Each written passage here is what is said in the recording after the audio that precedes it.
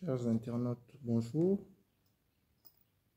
J'ai voulu partager avec vous une analyse scientifique par rapport à ce qui se passe dans notre pays.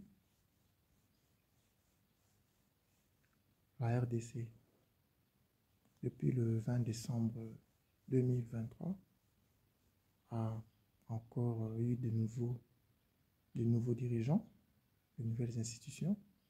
Bien sûr, à la présidence de la République, nous n'avions pas vu de changement, mais à l'Assemblée nationale et les assemblées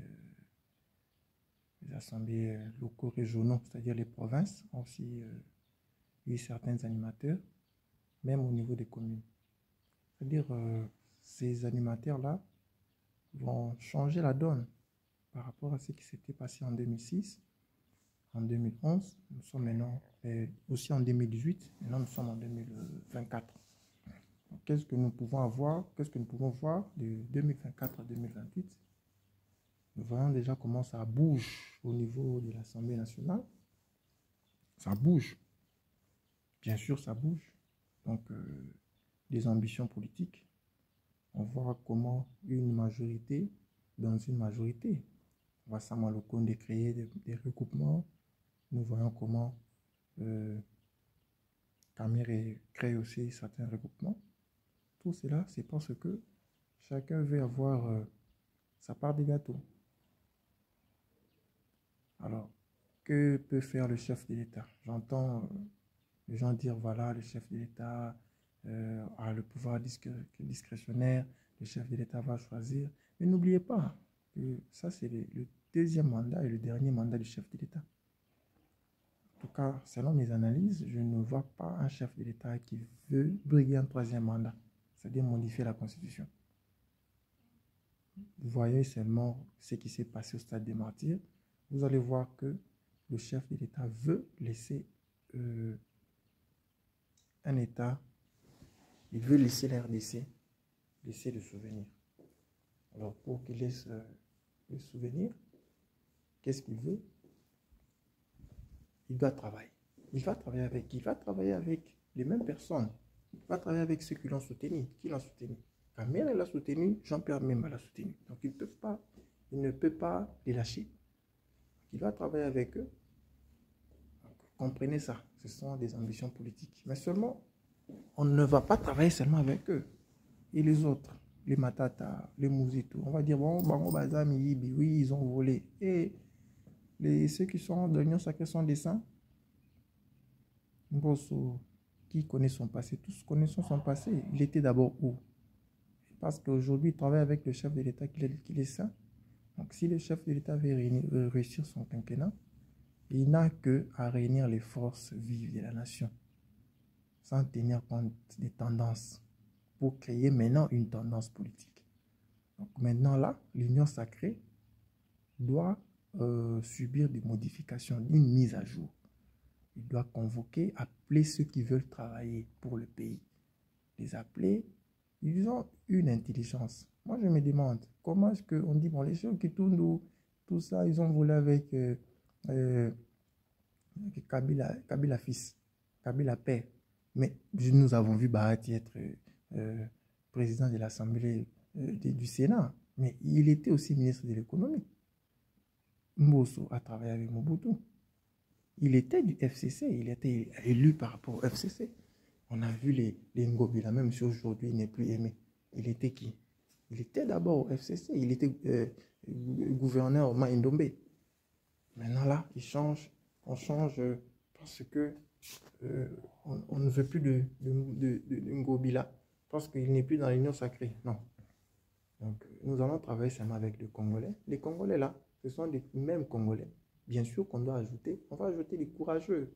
Pas prendre un paresseux parce que lui ne veut pas travailler et parce qu'on va le prendre, où? Si lui-même ne veut pas venir dans la sphère politique.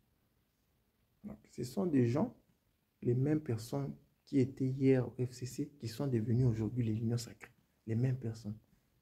Donc, parce qu'ils vantent les chefs de l'État aujourd'hui, on trouve qu'ils sont des saints. Mais non, ceux qui sont dans l'opposition n'ont pas voulu être dans la même lignée que le chef de l'État. Voilà, eux, ce sont des voleurs. Non, Cette façon de voir les choses ne nous avancera pas. Ne nous avancera pas. Le mieux à faire pour le chef de l'État maintenant, c'est de dire, voilà, je vais travailler avec tout le monde, mais si vous étiez voleur, ça c'est votre passé. J'absous vos péchés, mais celui qui va encore voler, à ce moment-là, on a vu, à un moment donné, Kamer être Makala. Aujourd'hui, il est acquitté. Ça veut dire que c'est faisable. Ceux qui peuvent encore récidiver. Mais dire que voilà, non, Bango, Bazama, Miyibi. Mais aujourd'hui, nous regrettons aussi ce qui s'est passé à la GECAMINE. Entre nous soit dit, les concessions qui s'est passées à la GECAMINE, des contrats léonais qui s'est passé à la GECAMINE. C'était à quelle période? C'était la période 1+4. Mais qui était vice-président chargé de l'ECOFIN? Ne peut pas citer son nom. La GECAMINE a été morcelée en quelle période? Quand est-ce que les Tenke Fungurume sont venus? Quand est-ce que la loi, le code minier a été instauré quand? Quand est-ce qu'on a commencé maintenant à répartir, à donner, GECAMINE a commencé à donner des concessions? Parce qu'on dit que la GECAMINE n'a pas cédé ses parts. Il est toujours là, mais à quel pourcentage? Parce que lui-même, la GECAMINE ne produit pas. La réalité était que la GECAMINE devait concéder là où il ne produisait pas. Il avait des gisements, il avait des carrières où il n'avait pas de machines pour travailler. Voilà, je concède. Vous allez amener la technologie, vous allez travailler. Comme ça, vous allez me payer pour que moi, à mon tour, je puisse avoir des machines haute technologie. Parce que la GECAMINE, c'est une vieille entreprise qui avait des machines qui étaient dépassées. Pour l'extraction minière, tous nous connaissons que la technologie avance. On ne peut pas utiliser des vieilles machines. C'est comme si vous avez des Antonov russes, des avions russes, là, des Antonov, des vieilles Antonov avions, que vous voulez maintenant mettre ça comme avion commercial, ça ne passera pas. On a vu à un moment donné comment il y avait des crashs. La technologie avance. Maintenant, est-ce que la GECAMINE, aujourd'hui, en 2024, peut concurrencer Tenke Fungurume? Mais depuis combien de temps on a concédé? La GECAMINE a fait des concessions. Il a cédé ses parts, il a cédé ses carrières là où il n'avait pas beaucoup d'activités. Donc, la majorité viendra, bien sûr, mais on aura aussi une majorité extra-parlementaire où le chef de l'État va réunir toutes les forces vives. Je ne suis pas d'accord quand je vois, par exemple, ça je le dis, Jean-Pierre Mbemba, pour des causes électorales, oui, attaquer Moïse, oui, c'est bien. C'était pour des causes électorales. Mais après les élections, on doit comprendre que chacun de ces débats, aujourd'hui, si les partisans de Moïse veulent intégrer l'Union sacrée, ne les refusez pas. Il y a la crème intellectuelle aussi. Il y a des gens qui sont très intelligents, qui peuvent aider la nation. Même à l'Union sacrée, nous avions vu comment l'économie a pêché. Aujourd'hui, qu'on se le dise, le taux du dollar à 27 000 francs, aujourd'hui 28 000 dans d'autres contrées. Donc, quelque part, il y a à boire et à manger. Les chefs de l'État doivent travailler là-dessus, sur l'économie, sur les sociales. La guerre à l'Est. La guerre à l'Est. Si d'abord, entre vous les Congolais, vous ne parvenez pas à être unis, comment maintenant vous allez bouter l'ennemi dehors? Parce qu'on dit que non, voilà, la guerre à l'Est, c'est les Rwandais. Mais les Congolais doivent d'abord s'entendre, doivent d'abord s'unir. Le chef de l'État ne peut pas le prendre en otage par un camp politique. Le chef de l'État doit avoir une certaine sagesse pour comprendre qu'il y a des gens qui n'ont pas partagé sa vision, mais maintenant, nous sommes au deuxième mandat. Ils peuvent encore les rappeler, mais tous ne viendront pas. Mais ceux qui, en tendant la main, il y a des gens qui viendront.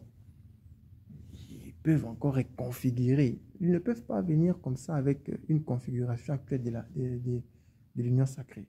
Où on va maintenant essayer un peu de reconfigurer l'Union sacrée. Ils peuvent maintenant donner des avis. Parce que chaque État doit d'abord écouter les avis des uns et des autres, les avis scientifiques, politiques, qui peuvent amener le pays vers le développement. Merci.